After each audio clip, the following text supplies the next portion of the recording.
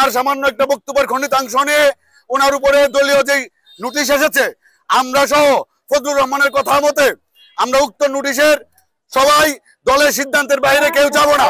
কিন্তু এর ধারাবাহিকতায় এই চক্রান্তের অংশ হিসেবে তখন কিছু মব সৃষ্টিকারীরা ফজলুর রহমান সাহেবের বাসা পর্যন্ত ওনাকে হামলা করার জন্য, হত্যা করার জন্য বিভিন্নভাবে পায়তারা করছে। আমরা অষ্টগ্রামের সাধারণ জনগণ, অষ্টগ্রাম উপজেলা বিএনপি ও সকল অঙ্গ সংগঠন এর তীব্র নিন্দা জানাই। এই সময় আমাদের নেতা অ্যাডভোকেট ফজলুর রহমান রণাঙ্গনে যুদ্ধ করে আমাদেরকে এই বাংলাদেশ উপহার দিয়েছেন। সুকস করেছে, দল সিদ্ধান্ত নেবে উনার বিরুদ্ধে কি ব্যবস্থা নেবে। জামাত এনসিপির তাতে আমরা কি আমরা সেটা জানতে চাই। আমাদের দলের সিদ্ধান্ত যেটা হবে আমরা সেই সিদ্ধান্তে মেনে নেব। জামাত শিবির যারা দেশের বিরুদ্ধে কথা বলে, ৭১ নিয়ে কথা বলে, তাদের বিরুদ্ধে তো উনি একদম সোচ্চার মিডিয়ার মধ্যে। সেই কারণেই আজকে যারা স্বাধীনতা বিরোধী তারা বিভিন্নভাবে চক্রান্ত শুরু করছে কিভাবে ফজলুর রহমানকে দাবিয়ে রাখা যায়। যুগে যুগেই ওনার বিরুদ্ধে ষড়যন্ত্র, ইনশাল্লাহ কোন ষড়যন্ত্র ওনাকে কিছু করতে পারে না, ইনশাল্লাহ এবারও কিছু পারবে না। আমরা ফজলুর রহমান সবাই আদর্শ নিয়ে চলেন, আমরা ওনার সৈনিক হিসেবে আমরা ওনার আদর্শ নিয়ে চলবো।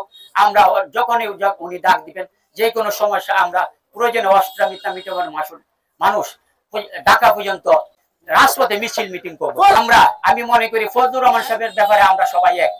উনি শুধু অষ্টমিতা মিটামনের এই রাজনৈতিক নেতা নয়, আমি মনে করি আমাদের কিশোরগঞ্জ জেলার এবং আমাদের বাটির একজন গর্বিত সন্তান। সমস্ত বাংলাদেশের, এশিয়া মহাদেশের উনার একটা পরিচিতি আছে। সেই গর্ব আমি মনে করি সেটা আমাদের অষ্টমিতা মিটামন না, আমাদের পুরা কিশোরগঞ্জ জেলাবাসী। যেই কারণে একজন ফজলুর রহমান একদিনে তৈরি হয়েছে না, তার রাজনৈতিক জীবনের পর্যন্ত ওনার রাজনৈতিক জীবনের বয়স হইল ৬২ বছর।